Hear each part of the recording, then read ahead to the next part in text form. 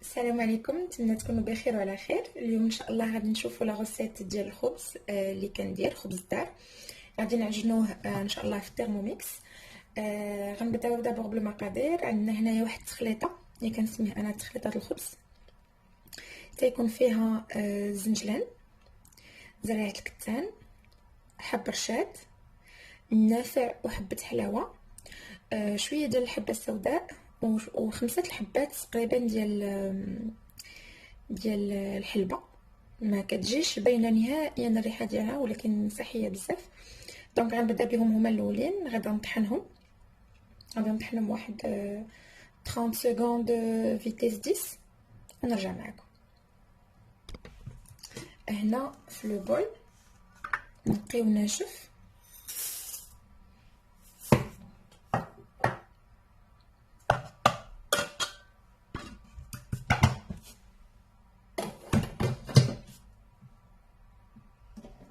سكوند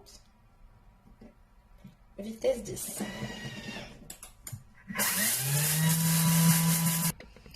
التخليطه ديال الخبز ديالنا ها هي وجدت، كتجي مطحونه على هذا الشكل هذا.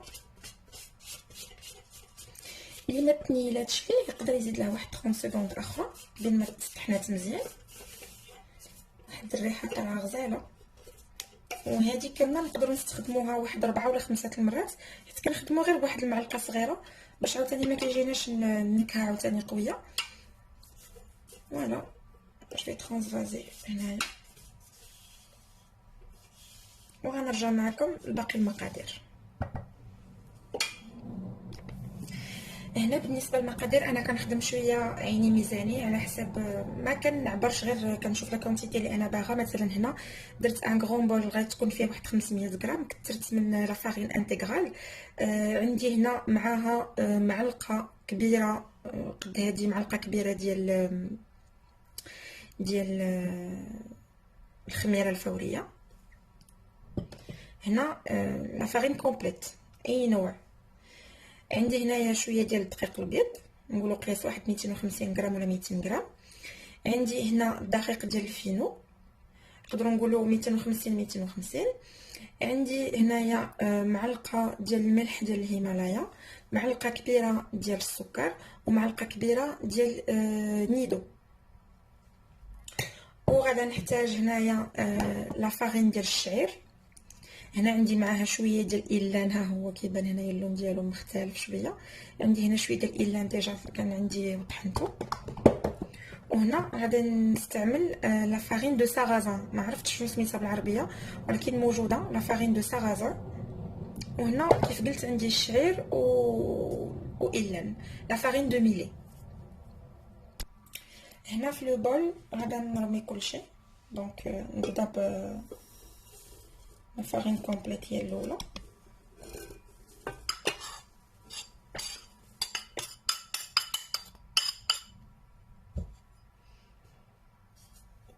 ونزيد المقادير الاخرى اللي عندي.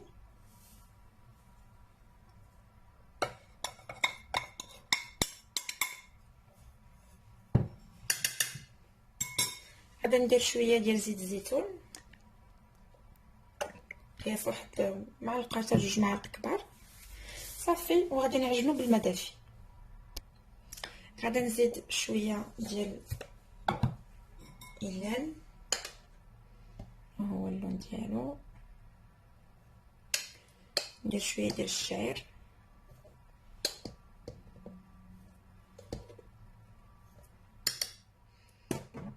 ندير واحد المعلقه ولا 2 المعالق ديال لا فارين دو سارازان. المهم هذا كيجي خبز متكامل فيه عده انواع ديال الطحين، وتيكون صحي بزاف. وبالاخص الا درنا معهم الخميره البلديه ان شاء الله غادي نصايبها بروشينمون وغنتقاسمها معكم ونوريكم حتى الطريقه كيفاش صايبتو.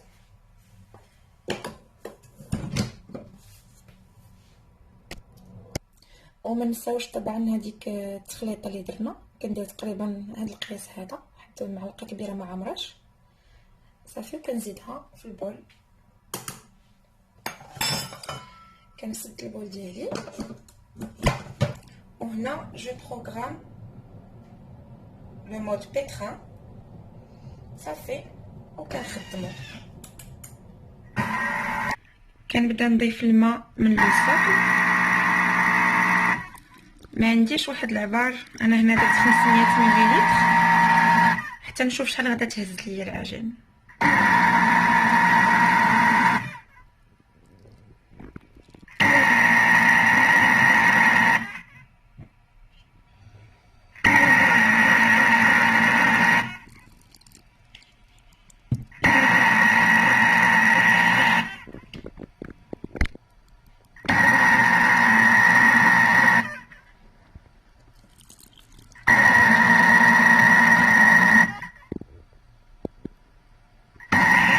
المده ديال العجن استغرقت 6 دقائق و30. هنا ها كيفاش العجين خاصو يكون كيتلصق مي قاصح، ولكن كيتلصق يعني مخدوم مزيان مدلوك مزيان وداخله الماء هنايا انا درت قياس 500 مليلتر ديال الماء، شاط ليا 100 مليلتر. غنخلي العجين ترتاح واحد شويه 10 ديال الدقائق وغادا ندوز بوغ لو فاسوناج بين ما وجدت الزرارع باش غادا نكرسها. هنا كناخذ اللاطه ديال الفران بجوج، كنفرش لهم ورق طبخ باش ما كيلصقوش ليا الخبز ديالي. الوغ هنا مور مرتاح ليا العجين ديالي ها هو. دابا جو في لو ديغازي ها لا فاصون باش نديغاجي لا بات. فوالا ديما كندير يدي في الماء باش بيت لا بات.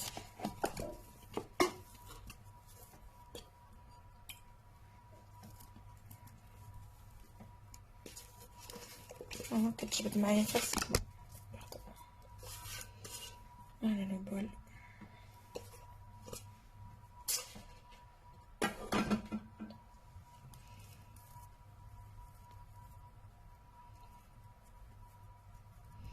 ديما بوغ ميو مانيبولي العجينه كنديرو يدينا في الماء باش كتجينا فاسيل. هنا بعدا وجدت بلاطو ديال الزريعات. هنا عندي زنجلان، الفلوكون دافوان، هنا عندي زريعه ديال القرعه الحمراء، وهنا عندي زريعه الكتان، وهنا عندي واحد لو ميلونج ديال لي غرين فيهم زريعه ديال نوار الشمس، فيهم زريعه الكتان، فيهم البافو، غرين دو شيا، فيهم الصوجا. مهم منوعه كنشريها هكذا موجوده. كنبدا على بركه الله نخشي يدي في الماء، ناخذ القياس اللي انا بغيت صافي. كنبدا نجمع بحال هكذا باش لاباط واخا تكون كتلصق ما تلصق ليش في يدي. سي فريمون تري فاسيل، وكل واحد يقرص بلا فاصون اللي كيرتاح فيها. انا كنقرص هكذا، وملي كتكون عندي النخاله كنقرص كنقرص في الارض باردون في البلان طرافاي.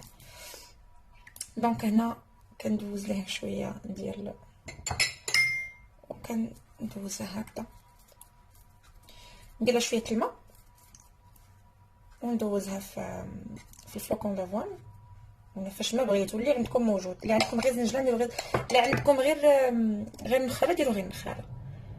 فوالا نعاود معكم هنا وحده اخرى.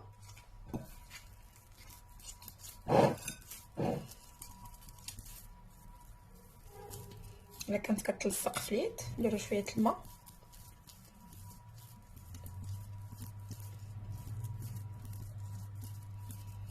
كنديروا لي بول على حسب حنا شحال بغينا صافي، ونفزقوها هكذا بالماء.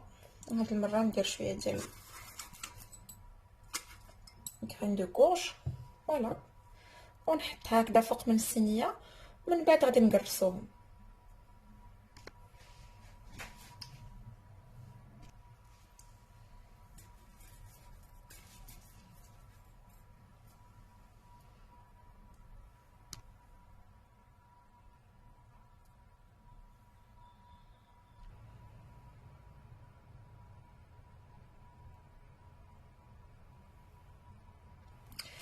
وهنا دابا غادي نبدا نقرص الخبز. ضروري ما نقرصوه سينو غادي دير لنا البابا.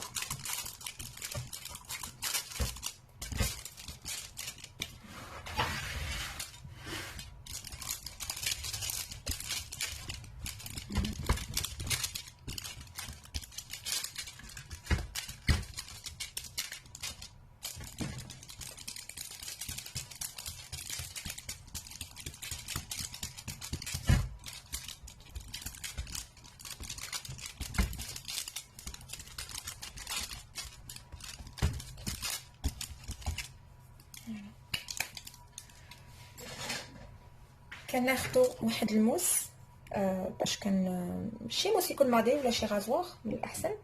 انا عندي غير هذا، ما كنوصلوش حتى لتحت، وكنديرو هكذا يا اما علامه ديال زائد يا اما هنا غندير هكذا كتجي بحال الشجيره باش كيخدموا كيعطيو واحد المنظر غزال. انا هنا غندير بلوس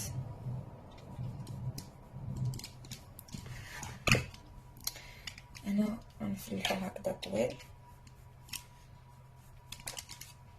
هنا غندير هكذا. المهم اللي بغيتو كيف ما بغيتو تزوقوا الخبيز ديالكم كتزوقوا صافي. هنا كنغطيوه بواحد المنديل يكون نقي ديال الخبز وكنخليوهم يخمروا على حسب. شوفوا نتوما الجو ديال الكوزينه وعلى حسب الكوزينه واش عندكم سخونه واش كتلزوا الخميره ولا لا.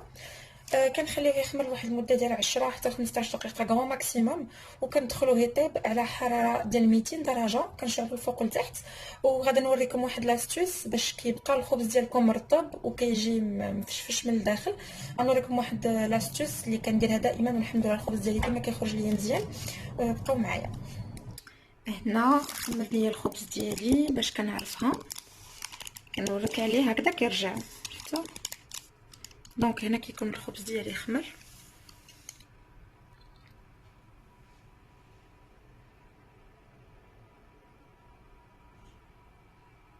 ولاستوس اللي دويت لكم عليها هي زلافه كنديروا فيها الماء طيب وكنحطوها في القاع ديال الفران هنا بالضبط صافي. وهنا كنخشي الخبز ديالي وكنخليه يطيب.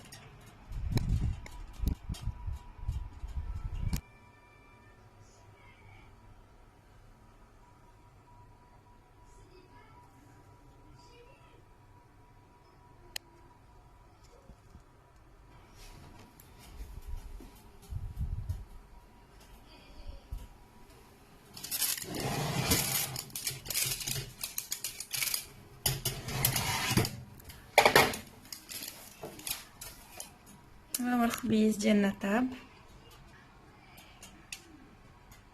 ودابا ندخل لا دوزيام فوغ.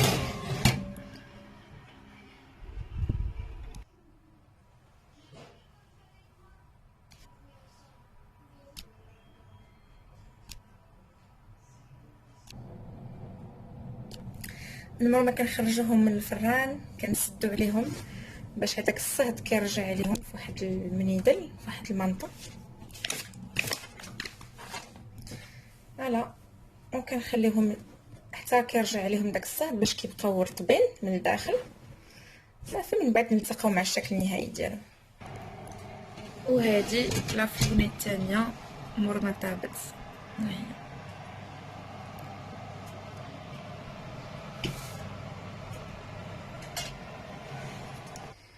وفوالا البنات هذه هي الريزولطا فينال ديال الخبيز ديالنا. كيجي اكثر من رائع. كنتمنىكم كلكم تجربوه ان شاء الله وينجح معكم. انا ما كيخطانيش.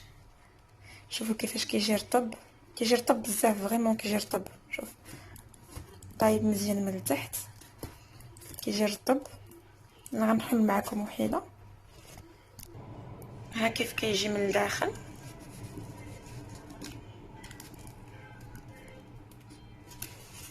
كيجي غزال بزاف. ان شاء الله تجربوه من الاعجاب ديالكم. بالصحه والراحه ونشوفكم ان شاء الله في نوفيل غوسيت. مع السلامه.